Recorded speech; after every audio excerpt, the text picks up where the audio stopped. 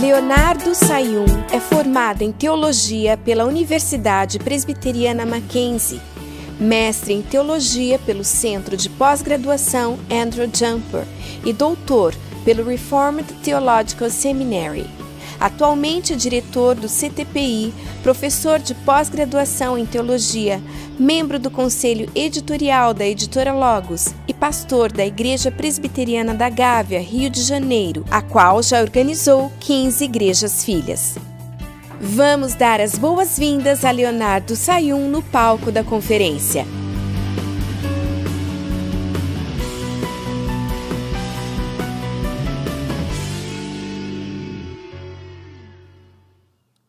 Boa tarde, pessoal. Boa tarde, pessoal. Quem não dormir vai ganhar uma Ferrari. Aleluia! Glória a Deus, maravilha. Eu gostaria de fazer a última palestra.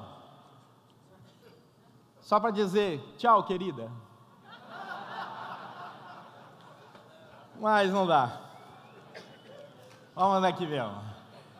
Gente, o nosso texto é Mateus, capítulo 7, e é um enorme prazer estar aqui com vocês, mais uma vez, nesse lugar tão especial para todos nós. Mateus, capítulo 7, o verso 24 a 27.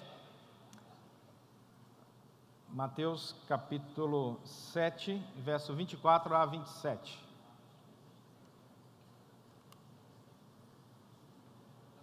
Vamos ler juntos? Portanto, quem ouve estas minhas palavras e as pratica, é como um homem prudente que construiu a sua casa sobre a rocha. Caiu a chuva, transbordaram os rios, sopraram os ventos e deram contra aquela casa. E ela não caiu, porque tinha seus alicerces na rocha. Mas quem ouve estas minhas palavras e não as pratica, é como um insensato que construiu a sua casa sobre a areia. Caiu a chuva, transbordaram os rios, sopraram os ventos e deram contra aquela casa, e ela caiu. E foi grande a sua queda. Vamos orar? Deus, fala ao nosso coração, pela ação maravilhosa do Teu Santo Espírito, para a glória do Senhor, para a edificação de cada igreja aqui representada. Oramos em nome de Jesus Cristo. Amém. Eu fui chamado para falar sobre um diagnóstico da igreja brasileira, o quão distante ela se encontra do Evangelho de Jesus Cristo. E é interessante porque tudo começa com um seminário. Vamos dar uma olhada nessa foto aí. É assim que o seminário nos prepara para o campo. A ideia que nós recebemos dos nossos professores de seminário, grande parte deles, obviamente, não vamos generalizar, é que o campo é assim. O campo é verdinho, o campo é maravilhoso, você tem times uniformizados, você tem diáconos, você tem presbíteros, você tem jovens, você tem adolescentes, você tem crianças, você tem líderes, e você vai liderar, e você vai organizar, e você vai chamar, e vai fazer reunião, café, almoço, jantar, churrasco e tudo, e você vai ter tempo para sua família, se bem que não se fala muito em família no seminário, mas o seminário diz que o campo é assim, e o campo te prepara, tem até juiz, olha lá o juiz no campo, um goleiro, e tudo certo. E aí o seminário diz para você que teologia é fácil, ou você é ortodoxo, ou você é pentecostal, ou você é neo-ortodoxo, ou você é uma pessoa mais tradicional, ou você é um liberal, e assim por diante. Mas quando você vai para o campo, essa é a imagem que você encontra. Aí você vê que te prepararam tudo errado, amigo. E você chega lá e fala, cadê os ortodoxos? Cadê? E o cara vira para você e fala assim, eu amo a constituição da igreja, aleluia, shula, mamãe. E aí você fala, mas esse é o tradicional? E você vê que existe um processo da conversão apenas da cintura para cima, porque o bolso não converte de jeito nenhum. E você está no campo, e aí você descobre que as regras do campo são completamente diferentes. Ok, vamos ver as regras do campo. Vamos lá, a primeira regra: os dois melhores não podem estar do mesmo lado. Então eles escolhem os times.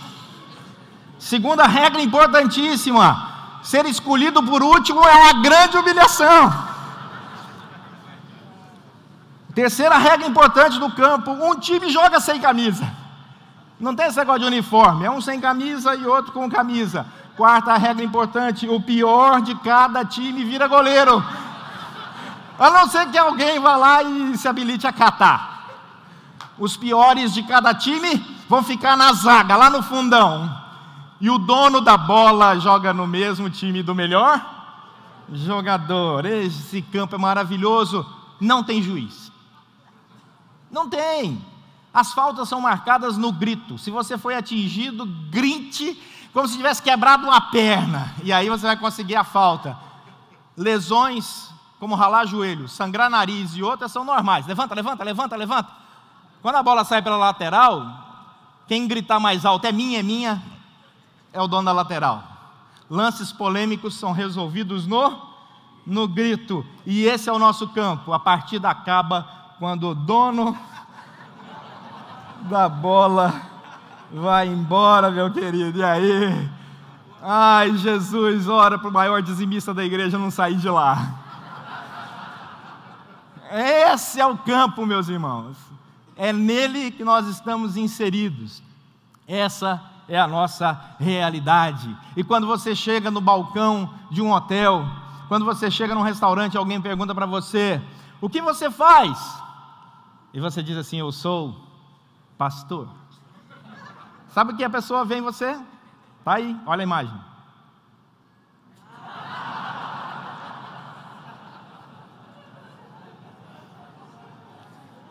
E aí você começa a perceber que não existe esse negócio de ortodoxo liberal, né, o pentecostal. Existe diferença de conta bancária. Porque tem pastor que tem jatinho e tem pastor que não tem. Qual deles você se encaixa? Depende do jatinho que você tem, porque já existe agora uma concorrência entre jatos. Tem gente que tem uma mansão em Miami, tem gente que não tem. Tem gente que tem programa na televisão e outros não tem. Tem gente que tem carro bom, dá para ir pescar, e outros não tem. E aí você começa a perceber que essa é a nova divisão da igreja evangélica brasileira. Esse é o diagnóstico da nossa igreja. Mas nós criamos agora um novo perfil, um novo padrão para diagnóstico. Você é do pastor.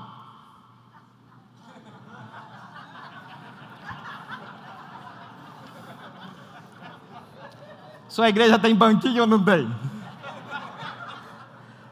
E olha lá o tipo do banco, porque dependendo do tipo do banquinho, você sabe qual é o tipo do pregador. E tem gente que está apanhando por causa de banco, e tem gente que bate por causa de banco.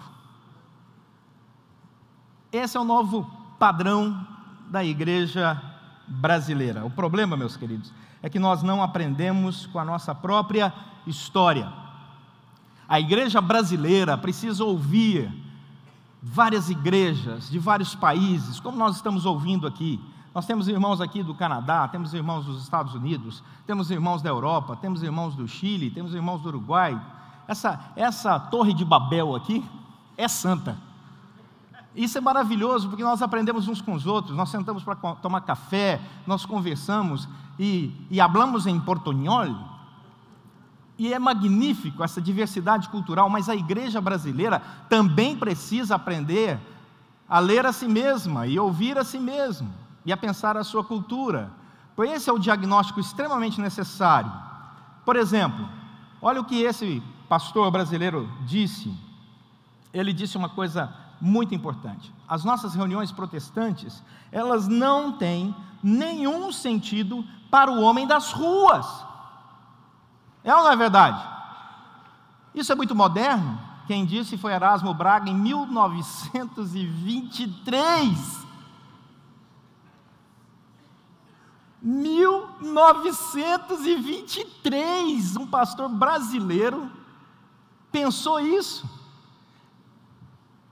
E sabe onde ele disse isso? Numa conferência em Nova York. E depois, em outra conferência, em 1929, e se você quiser conhecer um pouco mais dele, o Alderi escreveu sobre ele. E o Erasmo Braga achava que as reuniões evangelísticas, olha isso, deviam ser informais e não litúrgicas, a fim de se tornarem o quê? Mais atraentes para as pessoas de fora. Gente, isso é 1923, um brasileiro que morou em Niterói, foi professor em Campinas. Suspeito que se fizesse aí um negócio de DNA, ele tem parentesco aí com outro pastor aqui de Campinas, não sei. Capaz. Erasmo Braga. E de repente a gente lê alguém em 1970, 1980, falando, vamos pensar para tentar atingir alguém de fora. Se diz, puxa, a igreja brasileira nunca pensou isso. Pensou, é que a gente não sabia. Porque nós realmente somos pessoas privilegiadas por Deus, a nossa nação é privilegiada por Deus. Vamos ler o que o Ricardo Barbosa disse aí juntos? Vamos lá. Tornamo-nos mais dependentes de nós do que de Deus. Acreditamos mais na eficiência do que na graça. Buscamos mais a competência do que a unção. Cremos mais na propaganda do que no poder do Evangelho. Que Deus tenha misericórdia de nós. Não existe erro algum em planejar, não existe erro algum em buscar a excelência, não existe erro algum em desejar fazer o melhor para Deus, mas você tem que fazer isso ouvindo o Senhor, porque se você fizer isso sem ouvir o Senhor, você comete um grande equívoco. Tudo deve ser feito para a glória de Deus, para a glória de Deus.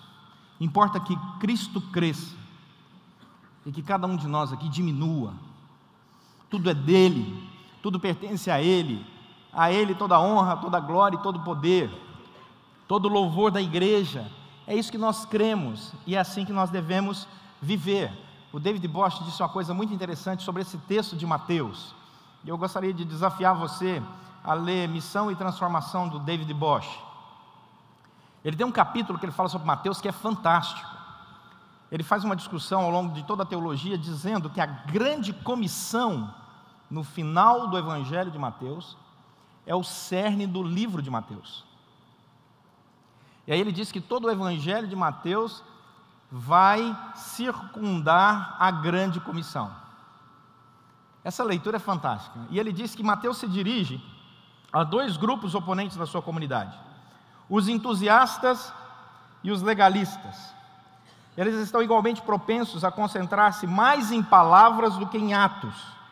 O critério para todo e qualquer ato e atitude é o amor a Deus e ao próximo. Então nós precisamos entender aqui que o diagnóstico da igreja brasileira é simples à luz do Evangelho de Mateus. Existem aqueles que ouvem e praticam, existem aqueles que ouvem e não praticam. Essa é a igreja brasileira. É simples. Os que ouvem e praticam. Os que ouvem e não praticam. John Stott, Martin Lloyd Jones, comentando esse texto, Kistemaker, Hendrickson, todos concordam, os comentaristas, que esse texto é muito interessante, porque os dois construtores do texto de Mateus tiveram os mesmos sonhos. Eles desejavam construir uma casa, fizeram o mesmo investimento, foram atrás de recursos para construir sua casa. Os dois tinham projetos, planejaram a sua casa, só que um construiu sobre a areia, o outro sobre a rocha. A tempestade que ambos enfrentam é a mesma, só que um cai, o outro não. Portanto, diz o Dr. John Stott, precisamos atentar para o fato que o autor, Mateus, está escrevendo para pessoas que estavam ouvindo o Evangelho. Elas ouviram o Evangelho. Aquele texto não está dizendo algo para pessoas que não tiveram acesso ao Evangelho. Elas tiveram acesso ao Evangelho, só que uma praticou e outra não. E é isso que nós estamos percebendo na nossa igreja, na igreja brasileira. Tem muita gente ouvindo, pouquíssimas pessoas praticando. O Tim Keller, cita Tertuliano, ele diz que essa fonte não é confiável, é só provável, ao afirmar que assim como Jesus foi crucificado entre dois ladrões, o Evangelho também é sempre crucificado entre dois erros. Religião e irreligião, legalismo e antinomismo, moralismo e pragmatismo. E ele diz que a distinção clara e bem definida entre legalismo, antinomismo e evangelho é muitas vezes vital para o poder transformador do evangelho, para que o Espírito Santo opere essa ação transformadora. Essa ação transformadora. Então nós precisamos entender onde é que nós estamos. E aí eu peguei o gráfico do próprio Tim Keller, mas eu só vou usar essa citação de gráfico, tá? Ele fala que evangelho é a boa notícia que diz o que Deus fez para nos salvar e a maneira que nós recebemos isso pela ação graciosa de Deus. E aí eu criei aqueles 2 quadrinhos ali, porque nós somos brasileiros. E a igreja evangélica brasileira, ela é fantástica, porque ela não se encaixa aí não. Nós temos gente que é legalista quase evangélica, e temos gente pragmática quase evangélica, e temos gente evangélica quase pragmática e legalista, depende do assunto, e depende de quem você está falando. Então tem igreja que fala assim, nós temos que ter disciplina na igreja, nós temos que ter disciplina na igreja. Se uma moça ficar grávida lá na igreja, a gente chama, coloca lá na frente, no púlpito, e a gente diz, essa moça está grávida. Aí levanta o pessoal, crucifica, crucifica. Mas depende de que família a moça pertence. Depende. Porque dependendo da família, é só casar rápido. É só casar rápido. Não é? Então nós percebemos que essa flexibilidade, ela acontece em muitos lugares. E aí nós encontramos uma igreja que, legalista, diz que Deus é Senhor, mas nunca fala que Ele é Pai. Deus é Senhor nas igrejas legalistas brasileiras. Olha, Deus está vendo. Olha lá, o Senhor está olhando a sua vida. O Senhor está com um chicote na mão. Não vai herdar o reino do céu quem for contra o ungido do Senhor. Isso na véspera da eleição pastoral. E aí você começa a colocar pressão na igreja, pressão nas pessoas. E as pessoas não veem a hora de se verem libertas desse Deus que é um Senhor duro. Por outro lado, você tem aquela igreja que diz que Deus é Pai. E aí Deus é Pai, papai, paizinho. Ah, Deus é Pai. E Deus aceita tudo. Você não protege seu filho? Papai do céu também te protege. Papai do céu cuida de você. Ah, vem cá, está chorando? Não chora. Papai do céu está aqui. E olha, e a pessoa entra na igreja, ela nunca ouve nada sobre pecado, nunca ouve nada sobre santidade, sobre santificação. Nada disso. Papai te ama do jeitinho que você é. Você chega com um brinco desse tamanho. Estou falando de homem. Papai do céu te ama. Né? Você chega com a calça aqui no joelho, papai do céu te ama. Você chega esbanjando sexualidade, papai do céu te ama. E a igreja se perde, ela não tem absolutamente nenhuma característica, nem externa, nem interna. Porque essa externa é frágil. Mas ela muitas vezes revela o que há no coração. Assim também como o legalista, que vai de terno e gravata, de vestidão, né? Aquela mulher que chega lá até aqui em cima, está com o coração todo podre. Coração todo podre. Eu me lembro muito bem de uma conversa em que uma pessoa, um grande líder, eu não vou citar a religião dele, mas um grande líder da região do Tibete, ele disse assim, encontrou um pastor e disse assim, você é casado? O pastor disse, sou. Ele falou, eu não, eu me dedico à meditação. Tem 40 anos que eu não toco em uma mulher. O pastor olhou para ele e falou, tem 40 anos que você não pensa outra coisa.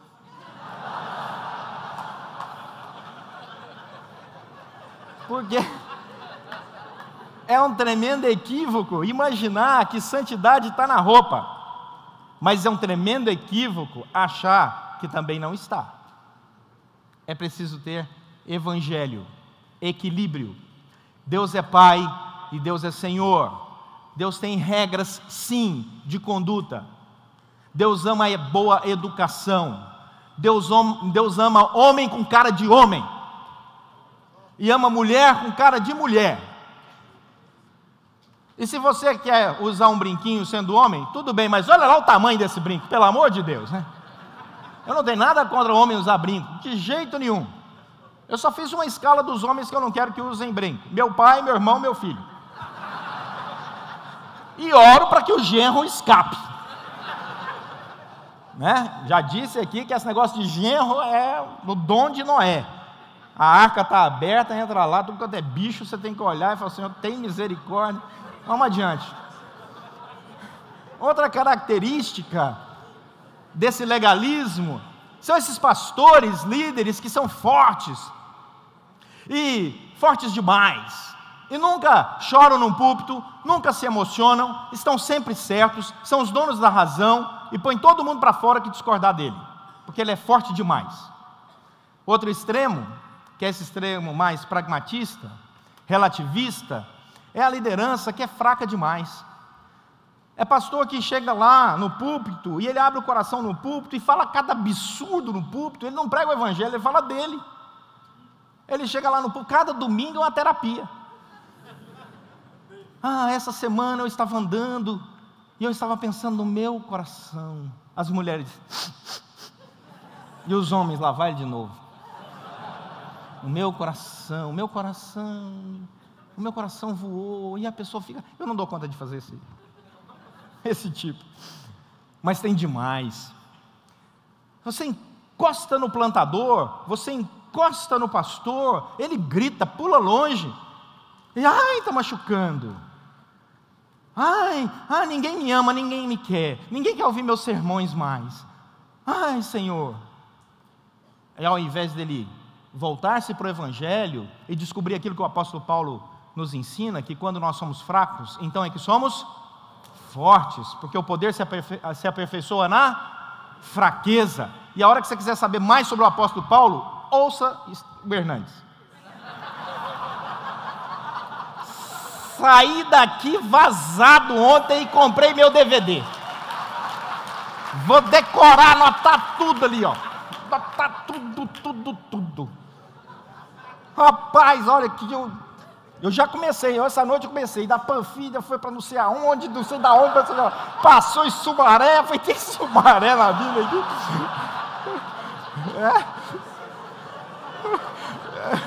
Jesus amado, que confusão é aquela, rapaz?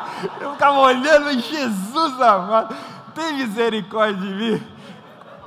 Lembrei do texto, quando eu achava que sabia teologia, então descobri que não sabia nada, nem de geografia. Nós precisamos voltar ao evangelho equilibrado. Tem gente legalista que acha que tudo é pecado, que machuca todo mundo. Pastor Leonardo, o senhor falou muito bem lá na conferência, mas o senhor falou lá do cara do brinco, tinha um rapaz lá atrás com um brinco desse tamanho, ele deu um jeito de ir ao banheiro, olha, ele magoou o irmão tem um ministério alternativo. Então, em nome de Jesus, meu irmão, me perdoa, mas troca o brinco. Então, põe um menorzinho. Então, mas tem gente que acha que nada é pecado. Nada é pecado. Trata as pessoas com casca e tudo.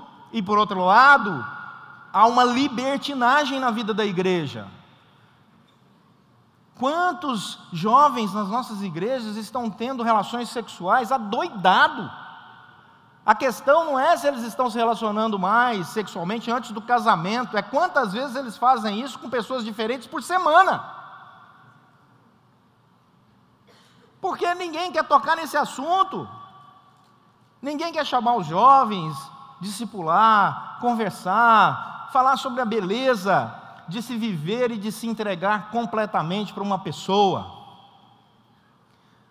e amar essa pessoa todos os dias. E quanto mais os anos passam, mais você ama, mais você admira. Que coisa linda que é o amor entre um homem e uma mulher, que dura anos e anos e anos e anos. Eu sei que você deve estar pensando, por que o pastor Leonardo está tocando nesse assunto? Ele nunca falou disso. É porque hoje, pela primeira vez, minha mulher está sentada aqui. Juntando graveta. Vamos adiante, quem sabe o que eu falei. Sou pecador, mas pela graça eu fui salvo. Eu sou pecador. A gente tem que ouvir o pecador abraçando, chorando com ele, entendendo a sua dor, entendendo o seu vazio, compreendendo que ele é como eu, um pecador que erra em pensamento, palavra, atitude, mas que pela graça de Deus, Jesus nos amou, veio, morreu e pagou o preço naquela cruz por nós aqui pecadores que não valemos absolutamente nada, mas Deus nos amou assim. Nada que pudéssemos fazer, nenhuma boa obra nos salvaria, porque nós caminhamos para tão longe de Deus, que só Deus mesmo para nos resgatar. E aí, quando a pessoa se sente amada, mesmo sendo um pecador, e você chora com os que choram, e se alegra com os que se alegram, aí você vive o contexto real da graça, do Evangelho de Jesus Cristo. E a igreja para de julgar uns aos outros, e passa a abraçar uns aos outros. E a igreja passa a viver a leveza do Evangelho, que aceita gente tão diferente. Aqueles que chegam na igreja cheios de tatuagens. Esses dias teve uma senhora na nossa igreja que entrou lá, já perto dos 80 anos, de 2 muletas. Ela tinha tatuagem de cima e embaixo. Eu olhei para ela e alguém perguntou para ela assim, que tatuagem é essa? Ela desdobrou assim e falou, isso aqui era uma... Isso aqui era uma flor, que bonito. Ela deu uma balançada ali, olha, que beleza.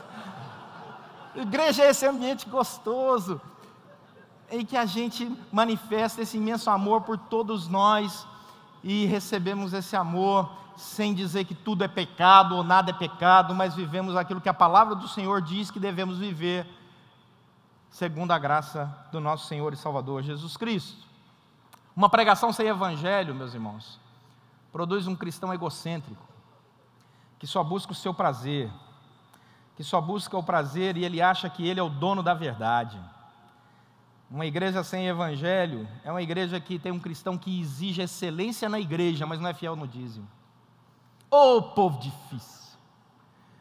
Ele é ausente, ele não serve, ele só critica, ele não tem compromisso nenhum, ele acha que a sua voz é a voz da razão absoluta, mas ele quer excelência. Eu quero um pastor que se vista bem, mas eu não vou contribuir para isso. Eu quero um pastor descansado, tranquilo, mas quando ele sai de férias eu sou o primeiro a jogar pedra nele.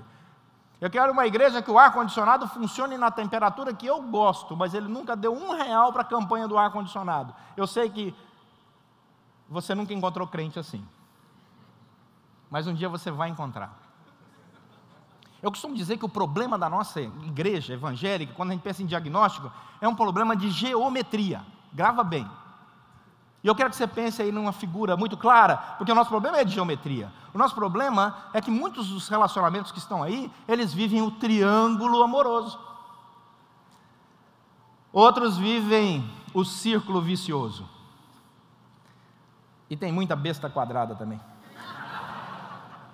Esse é o problema nosso dessa geometria que nós vivemos. Então, nós temos aí uma igreja legalista, aonde olha para si mesmo como uma organização, e tem ata para tudo. Ata é bom, mas tem hora que tem a santa paciência. Tem gente que vive pelos detalhes, e te cansa, porque essa pessoa entra na igreja, não para adorar, mas para criticar.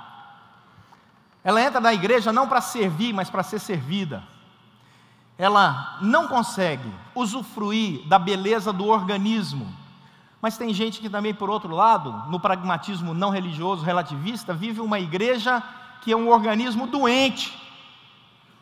Tem muita gente doente na igreja que precisa de tratamento. Tem gente na igreja que precisa ir ao psicólogo. Tem gente que precisa ir para o psiquiatra. Tem gente na igreja que quer ocupar o seu tempo no aconselhamento e não quer resolver os problemas que ele disse que gostaria de resolver. E te ocupa o tempo todo, e o seu WhatsApp fica o tempo todo plim, plim, plim. Por porque a pessoa é improdutiva e quer tirar de você a sua produtividade. Cuidado. Tem hora que você tem que virar para o crente e dizer assim: meu querido, eu já te atendi segunda, quarta, sexta, não vou te atender de novo. Ah, mas por quê? O senhor não me ama? Não, você que não se ama.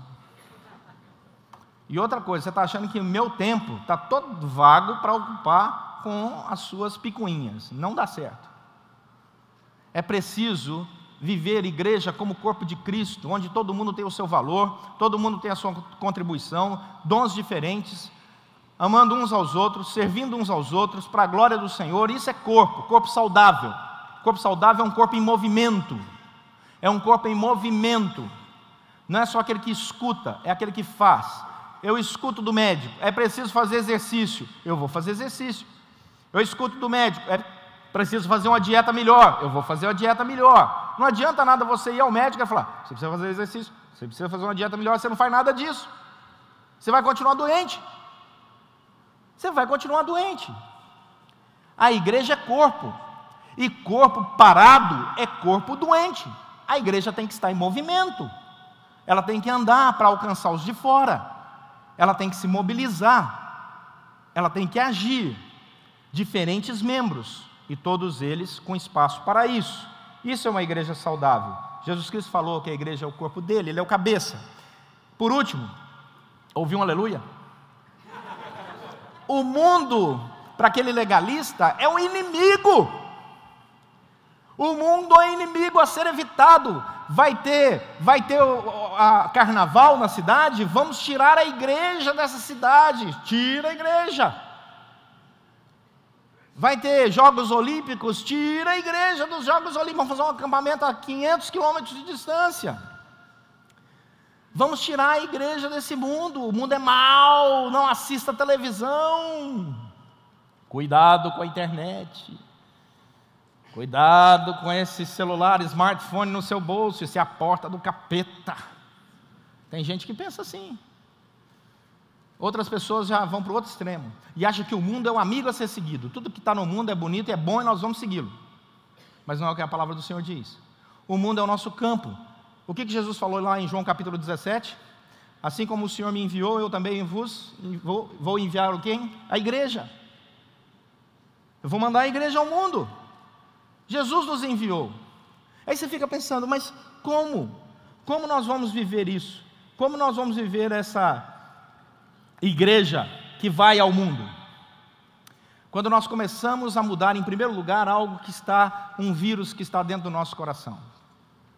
O Michael Horton, no livro Simplesmente Crente, tem um capítulo interessantíssimo.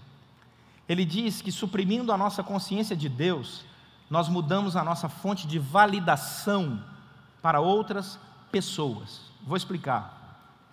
O Michael Horton disse que nós paramos como igreja de nos preocupar se Deus se agrada com o que nós fazemos ou não. Ele disse que nós temos um novo Deus.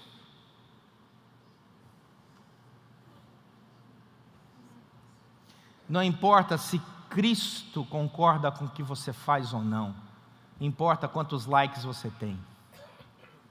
E você vai lá para o Facebook, pá, posta, 10.000 pessoas curtiram. Não interessa, você não pensou se era vontade de Deus, se agradou a Deus aquilo ou não.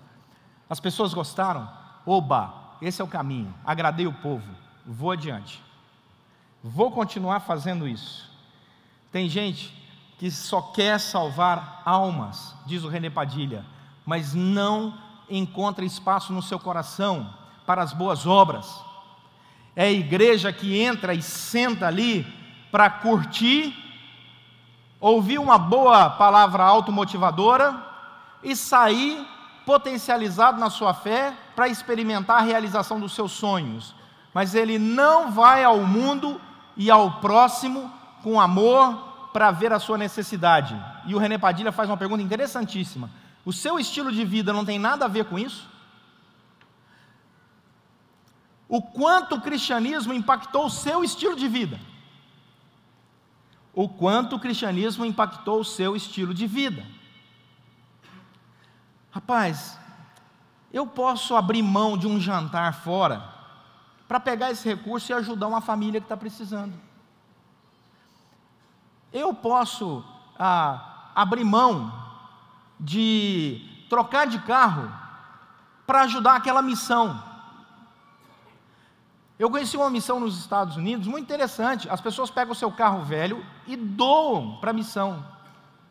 E a missão pega aquele carro e empresta, sem cobrar nada, para missionários e pastores que estão tirando um tempo sabático ou tempo de estudo. Olha que fantástico.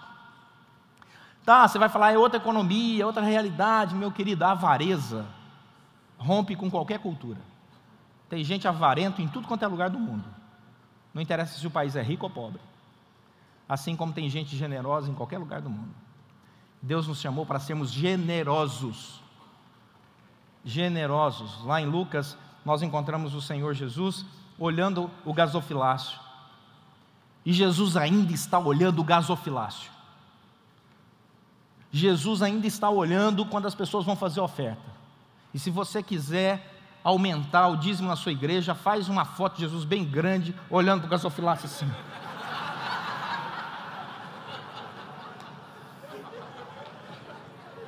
E toca a música, agora é a hora do dízimo e oferta, vem o diácono com a foto, plá! Você vai ver. As pessoas perderam essa noção. Charles Haddon Spurgeon falou uma coisa interessantíssima, e que nós precisamos falar para a nossa igreja, e precisamos pensar nisso como pastores. André foi um grande pregador. Ele foi para Capadócia após a morte de Cristo, mas ele começou com o irmão dele. Tem muito pastor querendo ser pregador de grandes multidões, mas André deve nos ensinar que antes de andar pelo mundo pregando o evangelho, ele começou com seu irmão. Foi até Pedro e disse: Pedro, vem cá que a gente encontrou Cristo, vou te levar até Ele.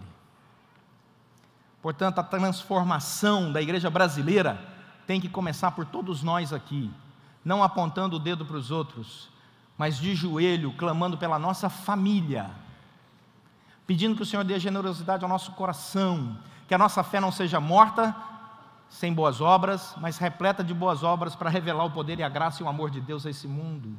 Que a nossa igreja seja não uma igreja legalista ou pragmatista, mas uma igreja cheia do evangelho, da graça, que exala esse bom perfume de Cristo Jesus. Spurgeon falou sobre isso. Tem um stand aí com um livro de Spurgeon muito interessante. Daí, eu quero te mostrar na prática. Tá bom, pastor Leonardo? Você falou. Prova aí. Esse texto de Mateus impactou muito a minha vida.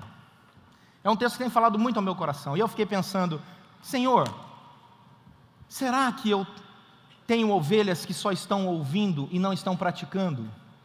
Será que meu projeto eclesiástico aqui tem levado as pessoas a praticar o evangelho? E aí nós estávamos com as Olimpíadas chegando no Rio de Janeiro. E com muita oração e telefone na mão, Deus nos deu a graça de reunir vários pastores, pastores batistas, pastores da Igreja Cristã Nova Vida, pastores da Igreja Metodista, pastores da comunidade, a Jocum, e nós reunimos lá no meu gabinete, e nós oramos juntos, e fizemos ali um pacto de unidade para impactar as Olimpíadas. A Fiel editora, a Ligonier Ministers, Voltemos ao Evangelho, Nine Marks, todo mundo chegou, porque Deus levanta os recursos, e nós distribuímos, meus irmãos, mais de 1 milhão de livros durante as Olimpíadas. Nós impactamos o Rio de Janeiro, várias denominações, vários pastores. Você chegava numa praça de esporte, tinha alguém lá evangelizando, e as igrejas foram para a rua, e não deu... você não tem ideia da alegria. Eu não tive prazer maior na minha vida do que esse, ministerialmente falando, ao ver a igreja da Gávea colocando a camiseta, homens importantíssimos, homens simples na sociedade, na visão da sociedade, para Cristo todos somos iguais, colocando a camiseta, pegando o livro e saindo para evangelizar. Demos o treinamento. Eu quero mostrar esse vídeo para você, só do segundo dia, que foi um vídeo que a Fiel gravou. Ele tem 1 minuto e meio. E assim eu encerro. Como é que aconteceu isso na prática? Vamos liberar esse vídeo para você. O projeto chamava Vidas em Jogo.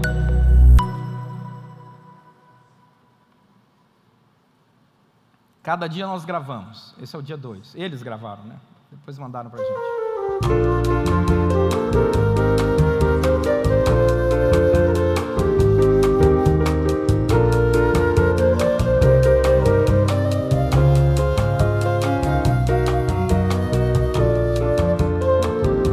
Você vai ver por essas mãos que as idades são diferentes.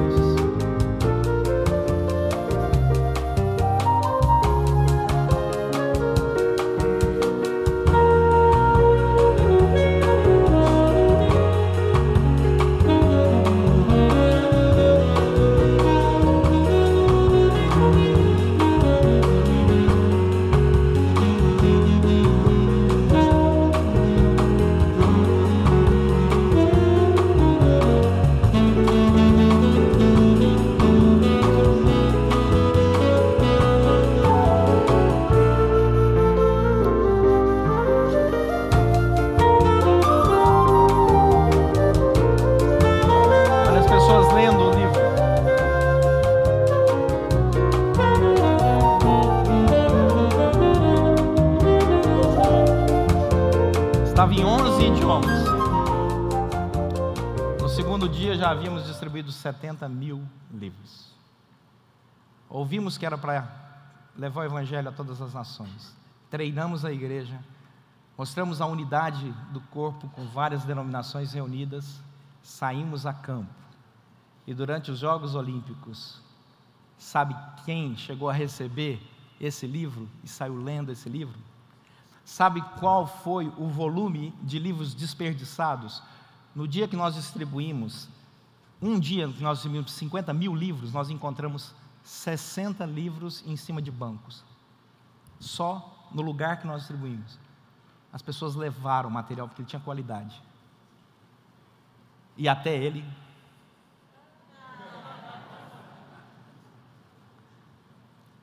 Vamos ouvir o evangelho. Ensine a igreja. Mas treine a sua igreja, desafie a sua igreja para a evangelização, e ela vai, e quando eles retornarão com o coração cheio de júbilo, porque experimentaram da graça de Deus, de serem um corpo em movimento, para a glória do Senhor. Que Deus nos abençoe.